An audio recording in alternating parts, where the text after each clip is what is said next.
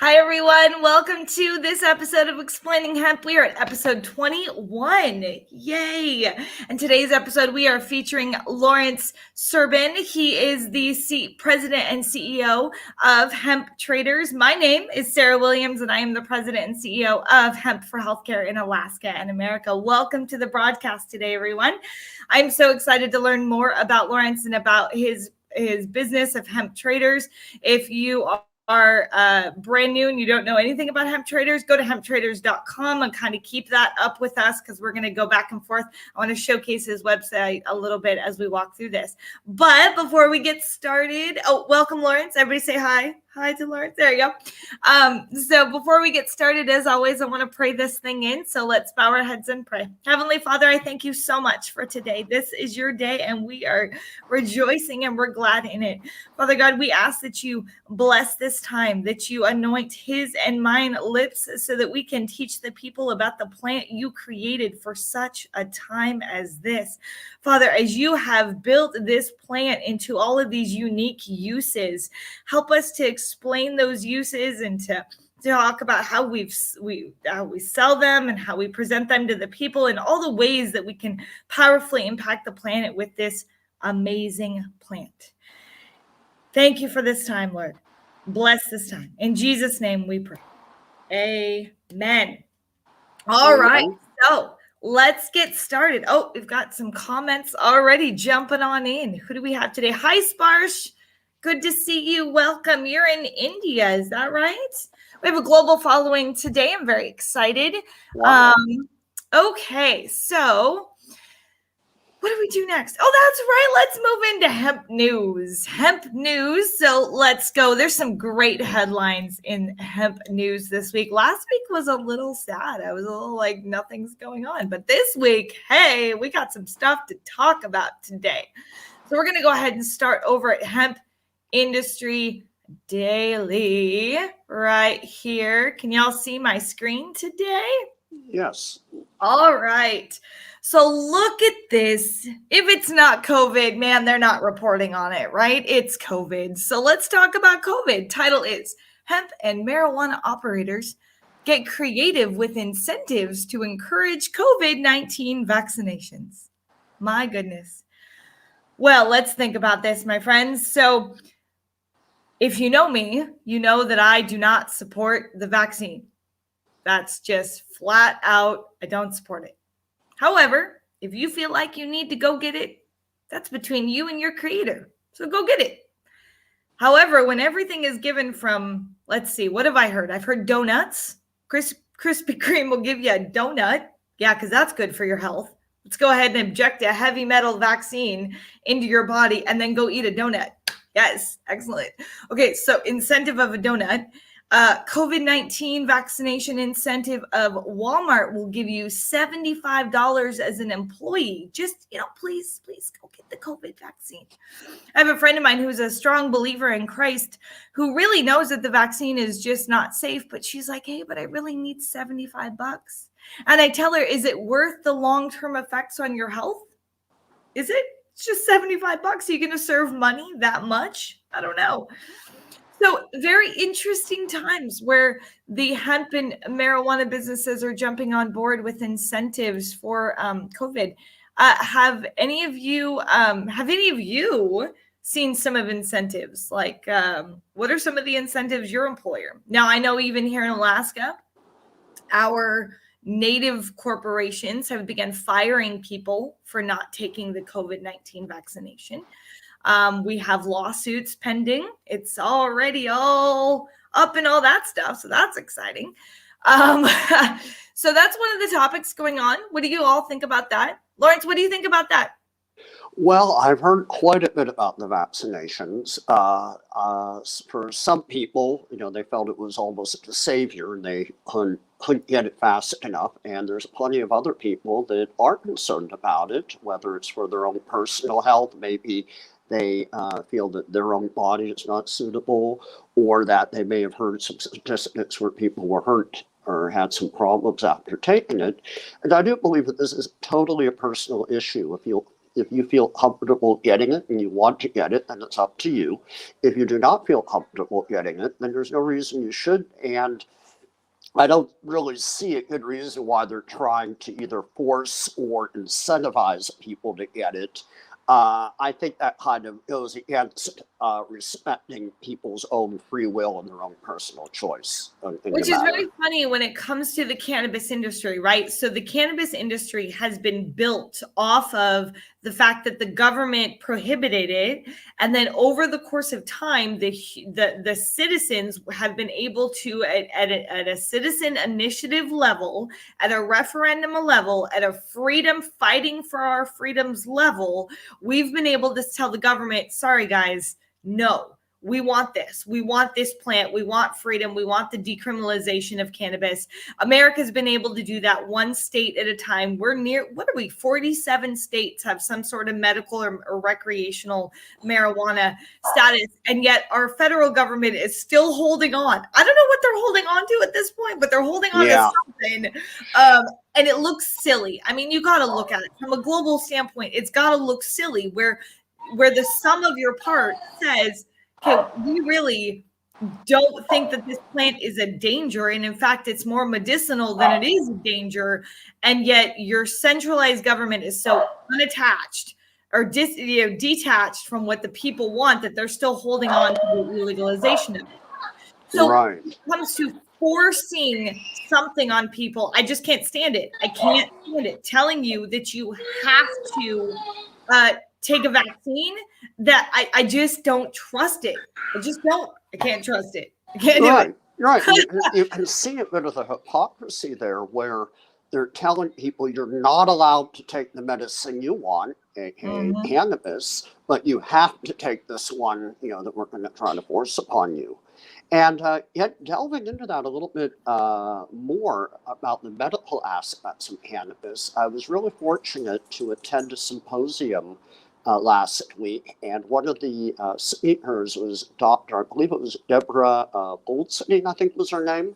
Okay. And she is the foremost doctor on cannabis as medicine, specializes in recommending it for her patients, both adults and pediatric patients. The most interesting part that she talked about was they finally began to elucidate the mechanism of the cannabinoid system in people, and to kind of really tone it down and make it as simple as possible. It looks like cannabis or cannabinoids like THC and CBD basically make neurons fire slower or release less neurotransmitter, so they're not firing as fast. And if you think about it, that totally explains how cannabis can help diseases like epilepsy, where people have seizures, which is an overfiring of the neurons. And one of the really interesting things she found out is that it's not just THC or it's not just CBD, and it's not either one of them alone, but it's also the terpenes that are in it. Yeah, so every the full spectrum. Right. Yeah. So what people need is that every person and every disease is going to be different, and each are going to require a slightly different amount of ratio of THC to CBD to the terpenes, the different types of terpenes. And only figuring it out that way do people end up getting the results that they want for their particular illness in their particular body. And I've said this before on this broadcast, that one of the things that I look forward to when it comes to cannabis is medicine. And I have access to this. So if you would like one of these tests, let me know. But we have an actual test that can test your endocannabinoid system. So it's a blood test, and it can test your personal deficiencies. Okay. We know this plant to be medicine, but you take the same strain and you give it to this guy and this woman, and they may have wildly different results because they need that particular cannabinoids that are within that strain. So what we really need to do is we have to reverse engineer the endocannabinoid system, determine what are your deficiencies, and then plug in those phytocannabinoids with plant-based medicine.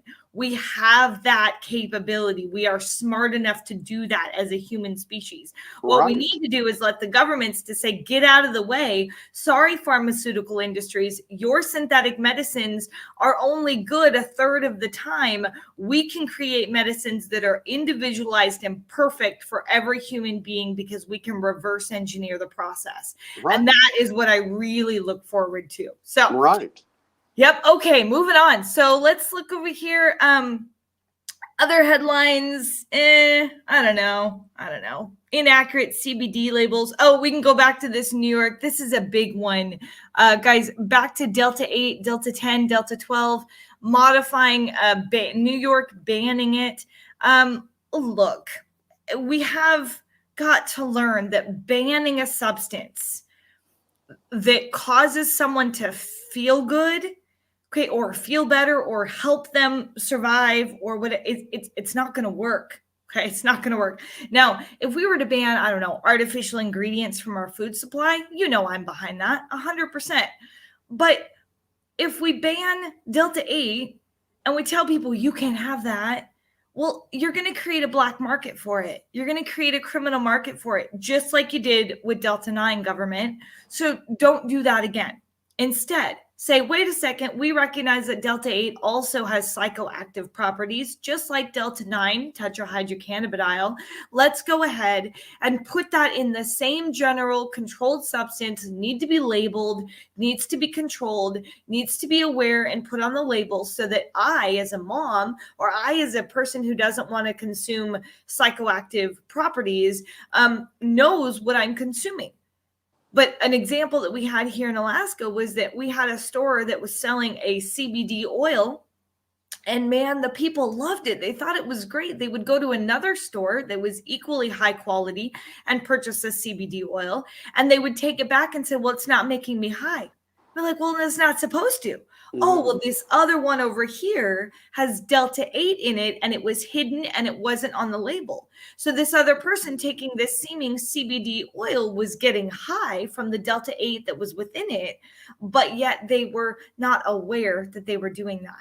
So just put it on the labels. That's all that I say. You don't need to ban the substance. We don't need to act like it's some sort of dangerous kind of thing. It's not. It just needs to be properly labeled and properly controlled so that we're not giving it accidentally to our children or to anyone who doesn't want psychoactive properties, right?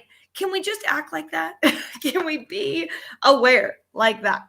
That's one of the, okay, so let's look into, there's one more title that I wanted to share here, one more site that I wanted to share about some hemp news going on, and this is so good. How many of you, unless you're living under a rock, have heard that lumber prices are going up? Right? Have you heard about that? Lumber prices going up? Yeah, lumber prices going through the ceiling. Okay. So, you know why that's awesome and why I'm over here rejoicing is because hemp hooray to the rescue. That's wonderful. Okay. We don't need to cut down trees anymore. That's great. That's great. We have hemp. We have hemp wood. We have hempcrete. We have hemp that can build houses. Later in the broadcast, we'll talk about hemp houses for the homeless. But Lawrence, what are your thoughts on this? Lumber prices surging. Well, yeah, that has been happening lately for a number of reasons. And as lumber prices and building costs increase, it allows for hemp, which may have been too expensive before, to end up starting to be more affordable. And ultimately, my goal is to get the hemp lumber products or hemp building products cheaper than actual wood, even if there wasn't a rise in prices. So hemp would become the natural resource to use for the building industry. Right. So so here in Alaska, oil is our it's our crutch. Bread and oil butter. Is what we count on. Yes, bread and butter, right? It's our North Slope. It's what runs our state. So as I like to say, we are addicted to oil. We're super, not just here in Alaska, but as a planet, right? We're addicted to fossil fuels. That's what we know. Well, guess what? Hemp is energy. Hemp is building materials. Hemp is all of these things.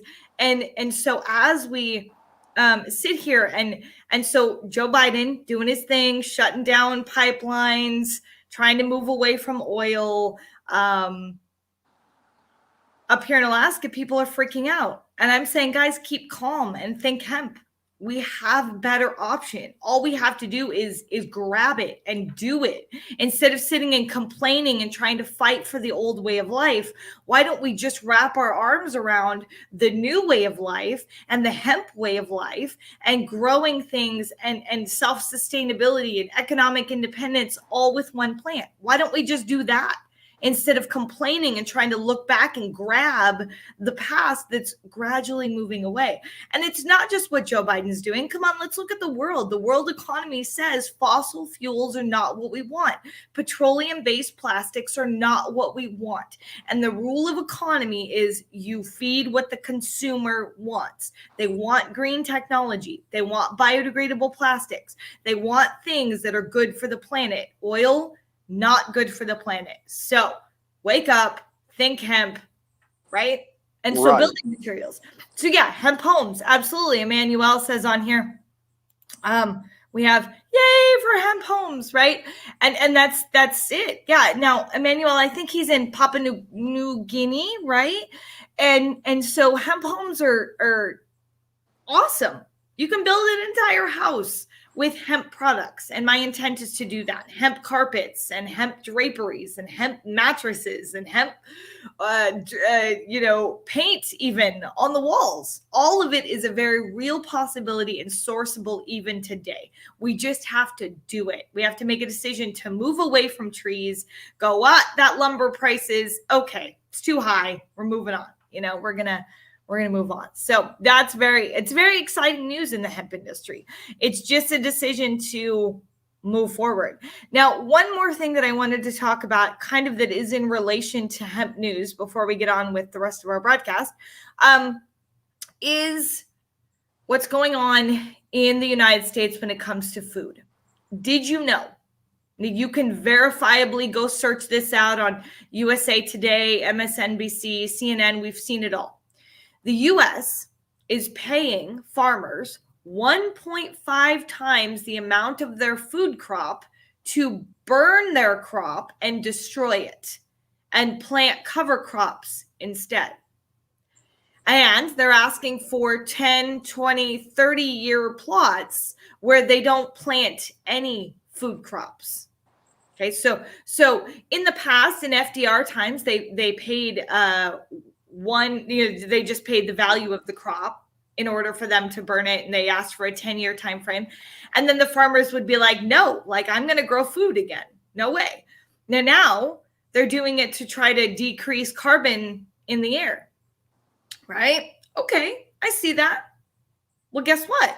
This is also a great time for hemp because hemp is a carbon sequestration plant, right? It also phytoremediates, so it will clean your soil and your air. But it also creates food. It also makes food. And so hemp is still hemp hooray, even in that response. But get ready, guys. A food shortage is very real. It's a very real potential for coming in America. And America, our lifestyle where we just go to the grocery store and we buy things because that's just how it is, that might not be how it is moving forward. And Alaska knows it best that we only make 2% of our own food supply. 2%. Everything else is shipped in, and that's very scary in a pandemic time when they're trying to move things around and trying to break down old systems and create new ones. So either you can wrap your arms around it and go, yay for self-sustainability. Let's learn how to plant some stuff and grow our own stuff. Or I can sit around and complain about what's going on in the world. What's your choice? Which one do you want to do? Right? So, okay. So that's hemp news. Lots of exciting things going on in hemp news. I'm very excited to see the pathway that it's taking. And let's get right into hemp traders. So Lawrence, tell me about yourself, how you got into hemp and how hemp traders came to be. All right. Well, goes back. My story probably goes back to the late '80s when I was in college. I went to USC and I was a biology major. And right around my senior year, we were allowed to do a report on basically it had to be an oral report and it could be on anything we wanted, and it had to be in front of the whole class. So the year earlier, they had actually discovered the receptors in the brain or in the brain cells for THC. So that was a brand new scientific discovery. So I thought it would be interesting if I gave that as an kind of an oral presentation to my class. So as I went to the library and I began to research a little bit more about hemp and cannabis, I kept coming across, I should say, I was looking at marijuana and cannabis, and I kept running across the term hemp, and I began to find articles that showed that hemp had been used in the past for making, usually it was rope, twine, maybe garments, maybe some paper. And I thought, gee, that's kind of interesting. I didn't know that. I smoked it back then recreationally, and it's just all right, kind of put it in the back of your mind. But then after I graduated in 1990, I was kind of trying to figure out what I wanted to do with my life. I was a biology major because I thought I might go into medicine, but I changed my mind about halfway through college, and I decided I wanted to start a business. But I wasn't sure what I wanted to do. And I do remember waking up. It was May 1990. Just waking up one morning and having it hit me like a ton of bricks. Like, oh my God, I'm going to start a hemp business. And the reason I can do this is because it was just illegal for all these years, and we can make paper and we can do, everything that you were saying, the paper, the fabric, the textiles, the building material. So I'm like, okay, let's go. So at that time, there was no internet. So I had to go to the library and look up, get business journals. And I tried to look up companies, including things like the Yellow Pages, tried to find companies that were selling hemp, and there was absolutely nothing. I could find not one company that had any single hemp product whatsoever. And I was like, whoa, maybe this is a lie. Maybe this isn't really true. And I ended up getting a copy of the book, The Emperor Wears No Clothes. Yep. You probably heard about that. That was like one of the first books to talk about the benefits of hemp. So I read through that. And once again, they're saying, yeah, you can do paper, twined on rope webbing, Jack Herrera really, endorsing it. So I ended up calling several government agencies. The federal government tends to have an expert in everything. So, I called the guy who was in charge of textiles, and I asked him, I said, hey, I read that you can make textiles from hemp. Is this true? And the guy was like, well, yeah, but you didn't hear it from me. They're all a little skittish to talk about hemp, but they admitted that I talked to a guy. I'm like, can you make paper from hemp? And they're like, well, yeah, in fact, it's already being done. Cigarette paper's made from hemp. And I'm like, oh, okay, there's something there. And so they all kind of confirmed it was true, but I still didn't know where to turn. So I look back at my Emperor Wears No Clothes book, and I look at the very last page. There's a little article at the back that says Business Alliance for Commerce and Hemp, BOC. And I looked at that and I'm like, aha, that's it. Business. These are people, that are looking to do business with hemp. So there was a phone number. I called it up and I ended up talking to a fellow by the name of Chris Conrad. And Chris is, people don't know this, but he's actually the guy who wrote The Emperor Wears No Clothes, or at least he was the editor. Jack Herrera had all the information, but he wasn't a writer. And it wasn't until he met Chris Conrad that Chris was the one who was able to kind of put it into book form. Huh. So after the book had been written, Chris decided to form an organization where he would bring together different hemp groups, or I should say cannabis groups. One was going to specialize in cannabis for medicine. The other would specialize in cannabis for recreation. The other would be industrial hemp for industry, things like that. So when I talked to him, he says, oh, I'm located here in Los Angeles. And I happen to be in LA. And I'm like, oh my God, wow. Can Unfortunately, we meet? yeah, he's like, well, and by the way, we're having a group meeting, next week, next Thursday at like 7 o'clock. You're welcome to come. And I'm like, oh wow, oh my God. I felt like I was the luckiest guy in the world. Right.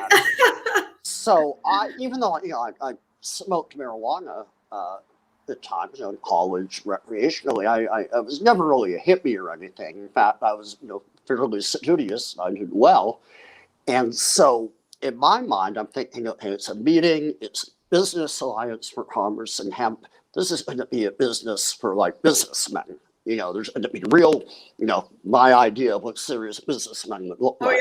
Yeah. But then you find out it was the hemp industry. Well, what happened is, I put on a suit and tie, and I had a briefcase. And they're in jeans. Yeah. Well, let me tell you what happens. Okay. So I go, the meeting was in the area of LA called Silver Lake, and it was actually Chris Conrad's apartment. So when I go to the address, I go up the stairs, there's a door, and I knock on the door opens up, and it was like I walked into a Cheech and Chong movie. It was waves of marijuana smoke pour out over me. And then, of course, I'm in a suit and tie. Everyone else looked like they're tie-dye 60s hippies that were there. This is 1990, by the way. So, and it's like the record, that scene where like the music stops, the record skips. Like, it's like everyone turned around and looked at me. FYI, I'm down to 10% battery. What time are we on? How much time do we have left? We got 20 minutes or so. 20. I hope it'll last. I'm going to lower my thing. So I walk in, the music skips. Everyone turns around. They probably thought I was a cop or something. But, I walk in, I sit down, a joint gets passed. We all begin to talk. And, it's going very well. And even that day, Jack Herrera ended up showing up that day for the meeting. He comes in, and by the end of the meeting, I was like, hey, hemp, hooray. I was all excited about it again. I was all happy. And I didn't know what to do. So I talked to Chris Conrad, and I said, hey, is there any way I can help you out? So I actually volunteered to work for him for free, just helping him out at the Business Alliance for Commerce and Hemp. So a few days of the week after my work, I'd go over there and I'd help, and we would like mail out information on hemp. He had already found hemp twine and some hemp bird seed and even some hemp shirts that were made. So we would mail people the information, and ultimately Chris Conrad ended up moving to Europe to write his own book, and I ended up taking over the Business Alliance for Commerce and Hemp, and I ran it for about a year and a half at that time. Are you still there? You can hear me, right? Yeah, I can hear you. Okay. Mm-hmm. So I ran that. Then I left, and I was like, okay, I want to start my own business. And I had met, running the organization, I met other people involved in hemp. I met some people who had located hemp in China, and they were able to import it. So around 93, I left that. I ended up starting Hemp Traders. I imported my first fabric. It arrived in December of 93. So I tend to say my business began in January 1st, 1994, and began with the fabric, and I expanded to hemp twine, yarn, rope, webbing. So I now sell quite a bit of hemp products, but generally it's in the fiber area. I've not been involved in marijuana or CBD, and very little in the grain or food aspect of it. That's awesome. Mm-hmm. And so I have noticed that, and let's go ahead and take a moment here and bring up the website, because the website really shows you what is, kind of what's going on in all of these amazing products that are available. Let me get it going here. Suppliers of fine hemp products. We see that. There we are. Right. So a number of different things. I love all of this beautiful like textiles. It's very clear, this is what they do. There's a wholesale price list. Let's bring it all the way to, where is it? Is it up here? There's a place where you can join. You can become an affiliate, right? There's an affiliate program. Yes, Let's say you that's now near the bottom. Yeah, look near the is it? bottom of the Okay, let's look page. here. Bottom of the page. Oh, look at Bottom all on the these new, left. right? They become an affiliate. Here we Right, are. Let's talk right. about that. How do we help you sell these products? All right, well, what an affiliate does is it allows someone to sell our products and actually make it seem like it kind of came from them. So, what you would do is you would have to have your own website, and actually, no, I take that back. That's our dropship program. No, the affiliate program is basically you have your own website, and on your website, you're going to have a link to hemptraders.com, and you might prop us up. It's like, hey, if you're looking for hemp paper or hemp products, click here. It will take you to Hemp Traders. And if they do click the link and they do end up buying something from our website, it will automatically keep track of you as an affiliate, and you will get 10% of the sale as a commission. Nice. So you don't really have to do anything. Once you Right? become an affiliate. Yeah, exactly. That's so good. That's so good. I love that. So looking back here then at just that, what a great logo. I just really want to point that out. What a great logo. It's so, reminds me of the merchant times, right? And like Christopher Columbus and all of that stuff. And so it's a great logo. And so American made hemp fabrics. Tell me about that. Where Yes. are those made? All right, well, those we have made in Los Angeles. And what I've done was I imported the yarn from China. So, Okay. full disclosure, that hemp was Yeah. actually grown in China and made into yarn in China. But I imported it and I brought it to a factory here in Los Angeles. And I was able to get it to be knitted into fabrics. And the really cool thing about it is I was able, the quality of the fabrics I made here are actually better than what I can get from China. That's good news. That's good. That's good. Mm-hmm. And that's the thing is as we build this hemp industry out, we have to realize that we don't have the infrastructure yet. China does. They grow over 250,000 acres. They have some infrastructure already, but we don't. So what we need to do is we need to build infrastructure here in Alaska. That's what I'm working on with the processing plants and whatnot. But it's about using hemp as a tool to put people to work. So if we have to source out yarn from another place until we can create that in our own backyard, so be it. But with the fact that it's made right here, like I want this. See this thing that I'm wearing? I want this thing to be made out of hemp. I want something like this. I have a pair of hemp shoes coming in the mail. I'm so excited. Thank you, 8,000 kicks. Really excited to see, and I've got hemp socks coming. So it's really just, I want to be somebody that walks my, that walks my talk. So next is my glasses, right? I want to get those made out of hemp. And I want to get the whole everything that I'm wearing and all that stuff. Good morning, son. Look at you all dressed. Look at that. Is my kiddo this morning. Hold on just one moment, guys.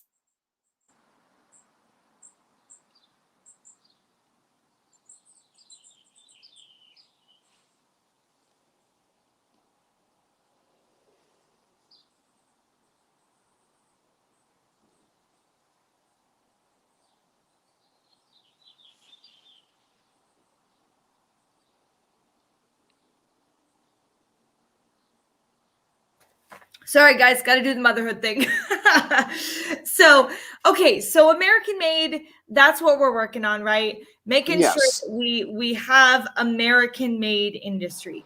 Because right now, well, let me follow up a little bit on that. Yeah. Because I'm really working on this, and I'm at the forefront of anyone in the country on it. I am number one in this, and that is I am actually growing hemp this year for the first time in California for fiber. And this is going to be the fiber that can be used for textiles. So we're going to be able to have that type of American grown fabrics. So probably within about a year or two, we'll have it. But we're growing it now. And one of the things, every time we talk about what hemp can do, all of these are possibilities, and they can become realities, but they can only become realities when the farmer is able to make money for growing hemp. So part of growing it now in California is we're doing a lot of experimentation to try to maximize the amount of fiber that can be grown per acre, which will maximize the amount of money that the farmer can earn. If we can maximize that amount of money, then the hemp products can actually be priced lower than Right. other things. Yes. We are hemp plants at the rate we're growing right now. We will be harvesting in probably very early August, and we expect them to be 15 to 20 feet tall at that time. And they'll look like a bamboo forest. When did you plant?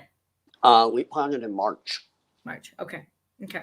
Yeah, very early, and we're only able to do that because of California's unique climate and location, where we don't get any frost here. Yeah.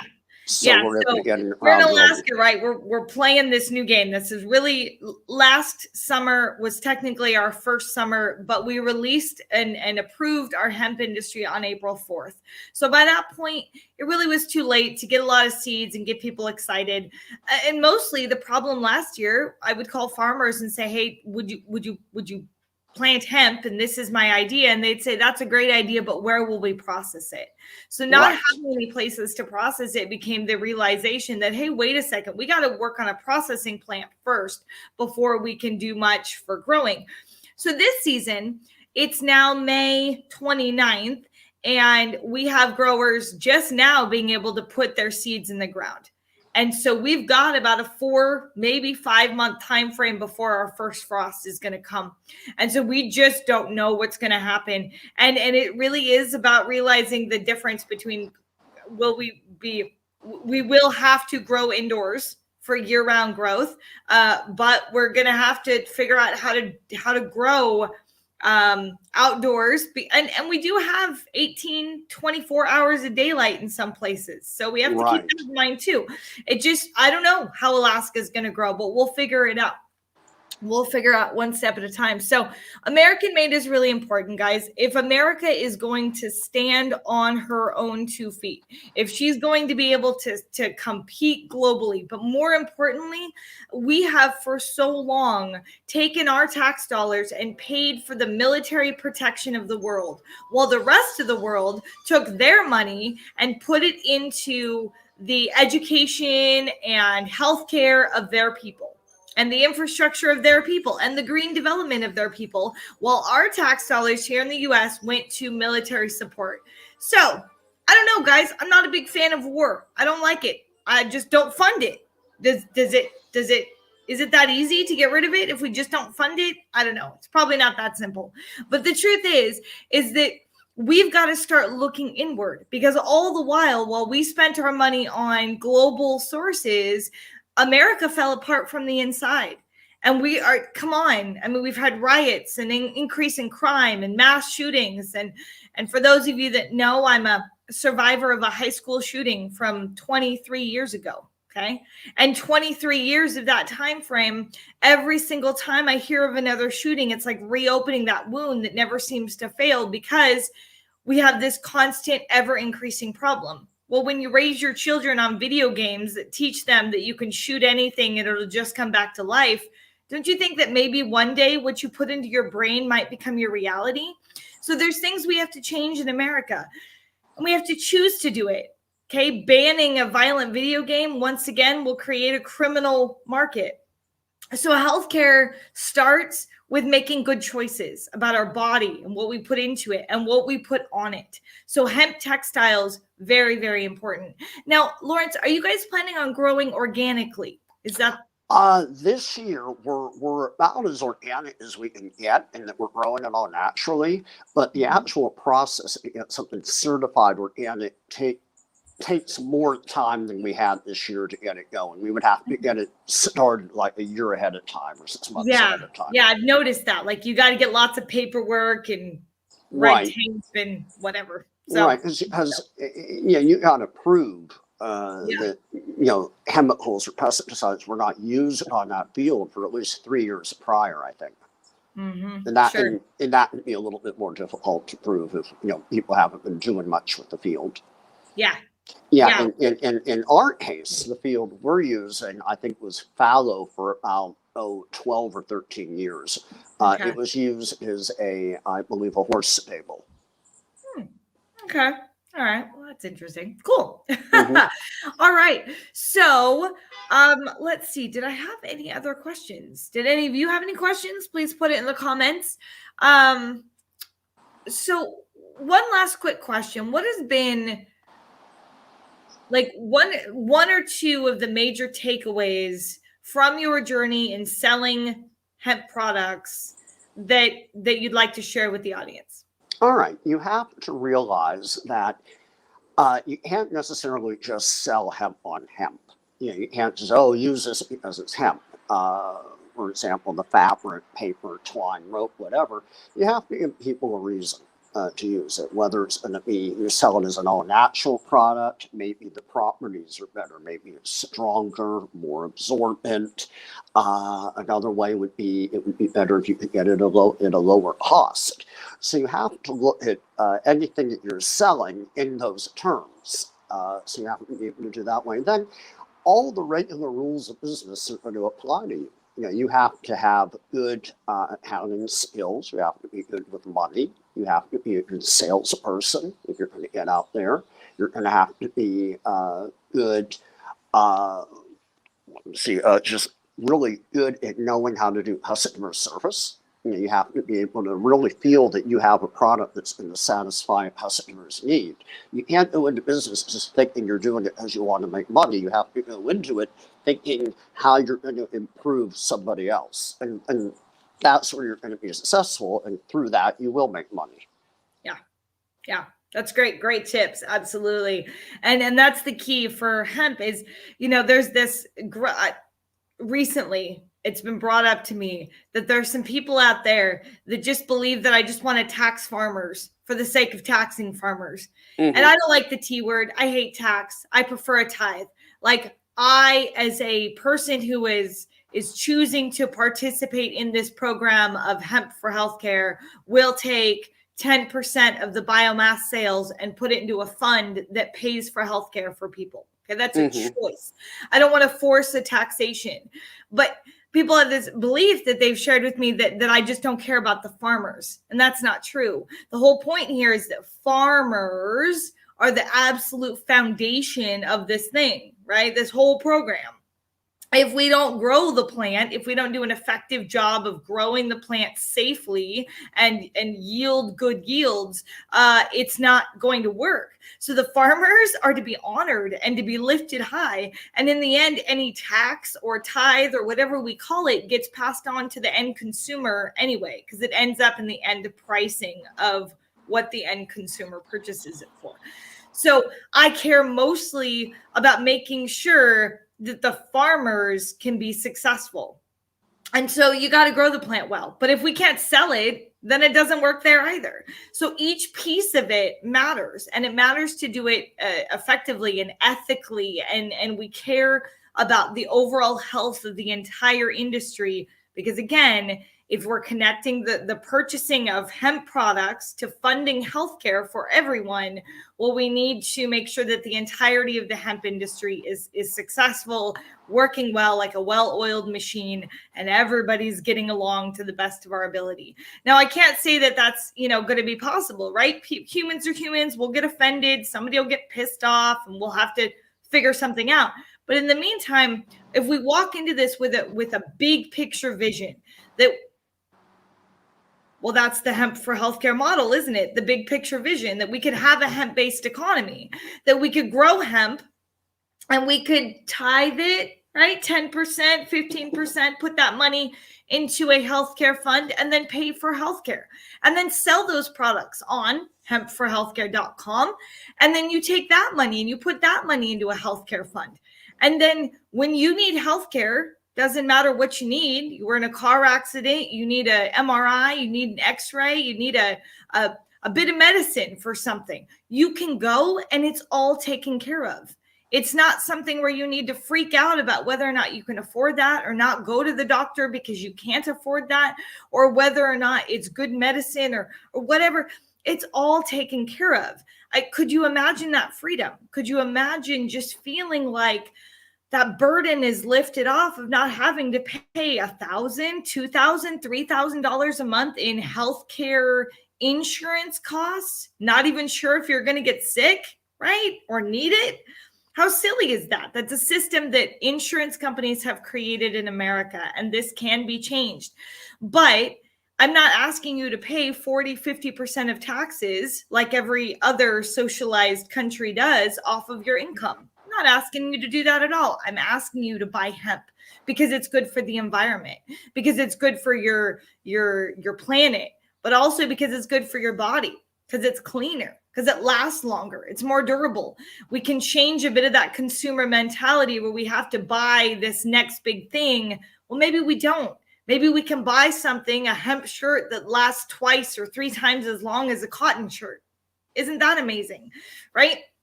And has no pesticides on it. So you're not absorbing any of that chemical into your system.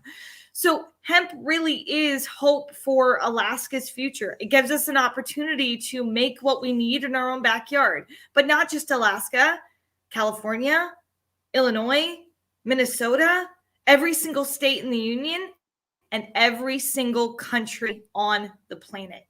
Papua New Guinea, come on. You guys can grow hemp and process it and just have total self-sustainability.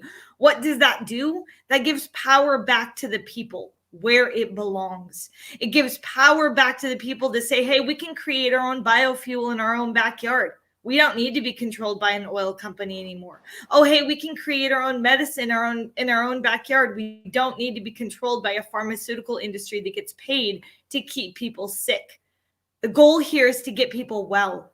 So a hemp for healthcare system is that if my doctors are not getting people well, then they don't continue to get paid, right? Since when have you met a doctor that has a performance-based salary? Never, right? They just get paid and they get their little 15 minutes with their patient. The insurance companies pay them and whatever. No, insurance companies and politicians should not govern your healthcare decisions. You and your medical practitioner should do so. So the hemp for healthcare model is that you buy hemp and you fund healthcare. But the last 2 pieces is the industrial hemp for prisons program. So turning our prisons into industrial hemp farms and processing facilities, letting our governments purchase from our prison populations so we keep that money here in the state instead of sending it to another country to fund their stuff when our people need it. So that's one way. But then we also teach our prisoners hemp-based economy skills, right? And then you take that money that they get and we put it into workshops and therapies and ways to get them healed and whole and set free from the traumas of their past. Okay.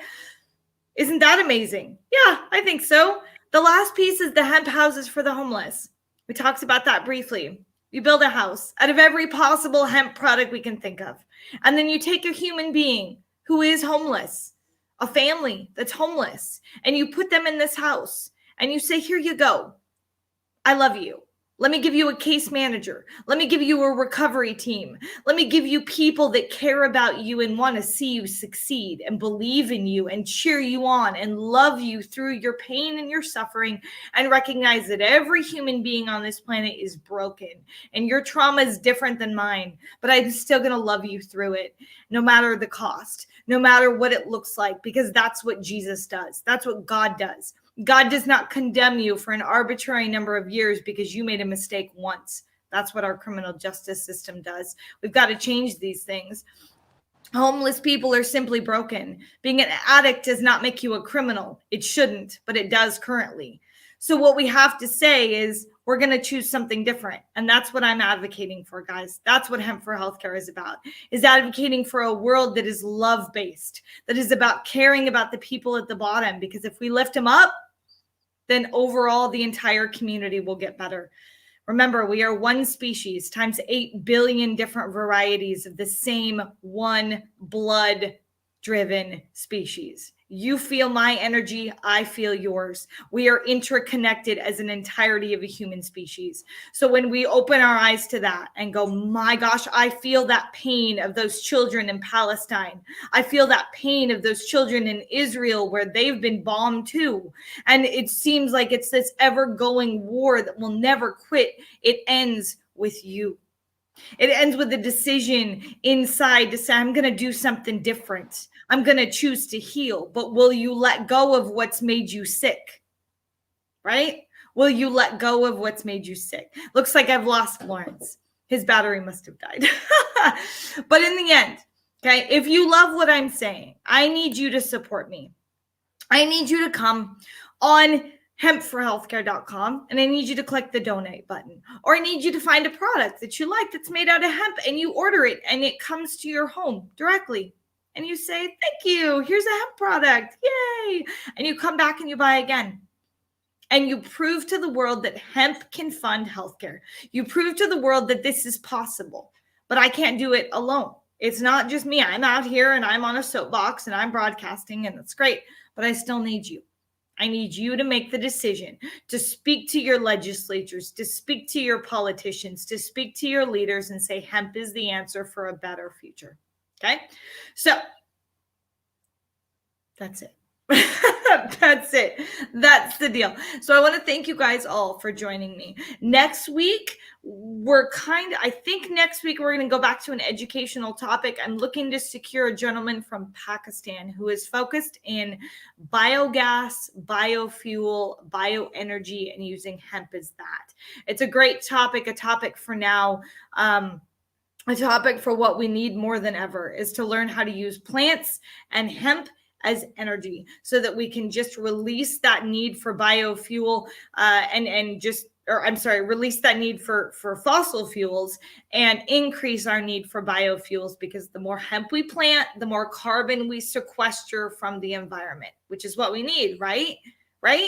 And 1 hectare of hemp sequesters 1.63 tons of carbon. Right? Isn't that incredible? We can do this. We can save our planet. Hemp is the way. Hemp is the answer. So I love you guys. Oh, Lawrence came back on. He must have plugged his phone back in. Yeah, no, I was able to get on my iPad. Sorry. Okay, good. That finally went out. That's okay. That's all right. We were just discussing just that it begins with them, that I need sponsors for my broadcast. I need sponsors for my mission. I need people that say, yes, this is where I want to see us go. But the choice in the end begins with the audience on the other end of this, that's watching this even now into the future, that chooses to buy hemp instead of cotton, that chooses to buy hemp instead of lumber, that chooses to build with hemp and power their cars with hemp and advocate for hemp cars. Did you know that? We can make a car out of hemp, inside, outside, and it can even run on hemp.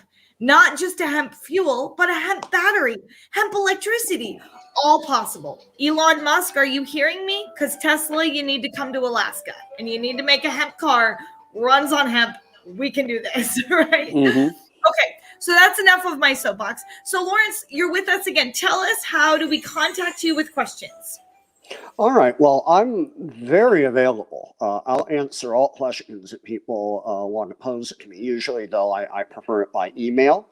And the best email address to reach me would be contact@hemptraders.com. And I check that every day. And we have our website, which is, of course, hemptraders.com. And not only do we have all our products, but it's also full of information. If you look on the left side of the page, we have a lot of resources. So if people want to do their own dyeing, if they need someone who can help them do cut and sew, make their own garments, we have referrals for all of that. Printing, things like that, usually related to the textiles that we sell. Yes. I'm very excited. In episode number 2, we talked about Hemp Paper, or Hemp as Paper. Erica Halverson with Tiny E Paper Company. I know her.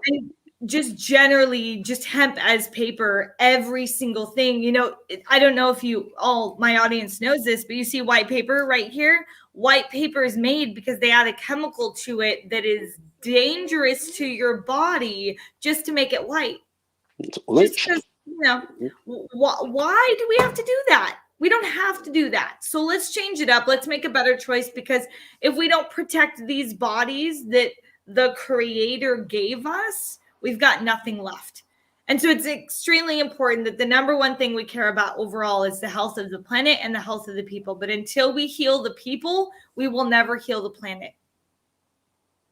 Right? Yeah, that's right. Because if you don't choose to make better choices for the things you put in your body, for the choices you make with the products you buy, you're not going to heal the planet. You're going to keep disrespecting the planet. And so we got to heal the people first. Emmanuel, I think I added that his let's see. So the question from Emmanuel says, could you add Lawrence's email in the comments? And I did. And so it is right here. contact@hemptraders.com. The website as well is hemptraders.com right there. Okay. So incredible ways to make a great connection with a man that has clearly done some incredible things in the industry and met some great people. Just amazing story. Thank you so much for being on today and for sharing your story. It has been incredible to hear it, and I'm glad we flowed. Emmanuel says thank you. We have impacted the country of Papua New Guinea today. Emmanuel is absolutely, he's a friend of mine that is choosing to stand up and educate his leaders and stand up and show people that the cannabis plant is that the hemp plant is different than the one that gets you high. And so it's so important. And it takes leaders like Emmanuel to say to their leaders, maybe you don't know everything, but let me guide you, and you can do it friendly. I think the key point when it comes to lobbying for this plant is to be kind. Okay. Mm-hmm. Recognize that your leaders have been raised in a world where they believe that hemp, is bad, right? That's because it's the same leaf, and they've got this mentality, and they just don't know everything. So just be kind and educate them, walk them through it. And start out by letting them know, hey, if you are truly for your people, this is the plant that can help your people have total self-sustainability. They can make everything they need, right? That Maslow hierarchy of needs, housing, food, fuel, all of it. One plant. All right. All right. Any last comments, Lawrence? Well, you were talking about, how can we really make this work? All around, how can we make hemp work and make it part of our life? How can we get on a hemp-based economy, as you mentioned? And it really is about the numbers and the economy. It has to start with the farmer, because the farmer's not going to plant anything unless he can make money off of it. So we have to ensure, they're not going to do it for charity. They have to grow it and they have to make money. So they have to be able to grow enough per acre to make it profitable. Then, as you mentioned, you do have to have a processing facility nearby. I would say no more than about 50 miles away. In our case in California, we have a processing facility 18 miles from where we're growing the hemp, and it's going to be the fiber. Then, once you're able to process it, then you do have to have markets for it. And that's been a little difficult because since there hasn't been product, it's been hard for the markets to develop.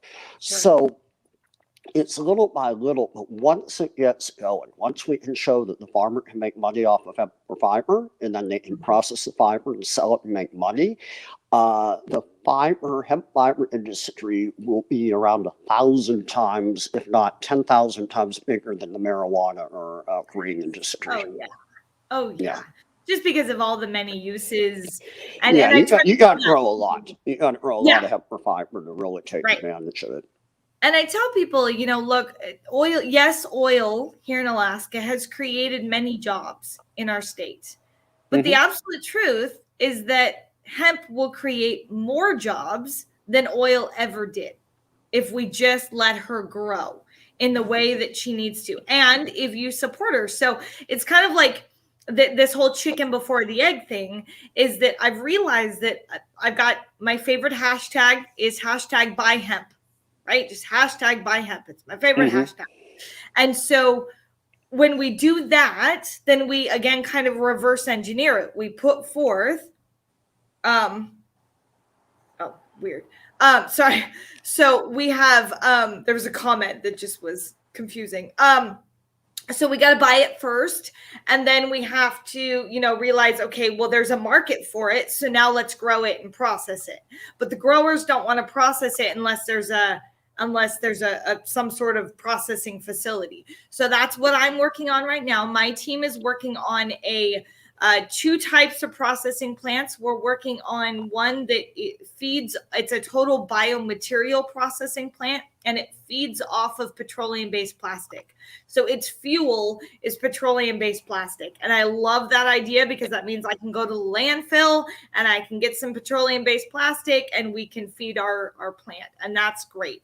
We're also looking at one that just processes kind of the raw plant into various hurd and seeds and decortication for fiber and things like that. So we're just really trying to look at the fact that Alaska can't do this unless we have some sort of processing plant. Otherwise, the cost is going to be too much to ship it to Canada or China just to get it processed and then have to ship it back. How silly is that? We can't do that anymore. So we've got to get some infrastructure in place. I'm working with the governor. I'm working with the legislature. I'm working with community governments saying, guys, this is what we need first, and we need to fund it. We need to fund it because it's multi-million-dollar programs, multi-million-dollar stuff. So yeah, but we got to create those markets. So please, I can't stress it enough. Hashtag buy hemp, buy hemp, buy hemp, buy hemp. Think of, if you're watching this and you're like, okay, I have a choice between buying a hemp product. Do they make a hemp product that looks like what I need, or do they not? Buy hemp. If it's got hemp oil in it, buy it. If it's got anything hemp in it, buy it, because every bit of hemp that you buy grows more plants and gets the industry moving forward. So that's awesome. All right. Well, thank you. Thank you again, Florence, for your time with me today. Everyone, just one last plug, hemptraders.com. Go check it out. If you're an influencer, become an affiliate. If you're looking for an at-home kind of working job, that's a way too. You could advertise hemp products. You can advertise Hemp Traders, get people there, and ta-da! And that's one way to make some extra money. So become an affiliate right down there on the bottom of the page. So let me go ahead and bless you and send you off to be the world changers that I'm calling you to be. Okay. I'm expecting you as my audience. You follow me. You're my loyal followers. I expect you to be a world changer. That's my expectation. You're out there to positively influence the world. You're out there to shine the light. Okay. You're not out there to bring darkness. So make sure you speak life every moment, be a world changer. And again, buy hemp. Okay. So may the Lord bless you and may he keep you. May he shine his face upon you, lift up his countenance towards you, and forever, and especially in this time, bring you peace. In the mighty name of Jesus, I pray. So please join me next week. And actually, I think next week we're same time next week, 9 a.m. Alaska Standard Time. I'll see you guys then. Bye. All right. Thank you, Sarah. Bye-bye. Thanks.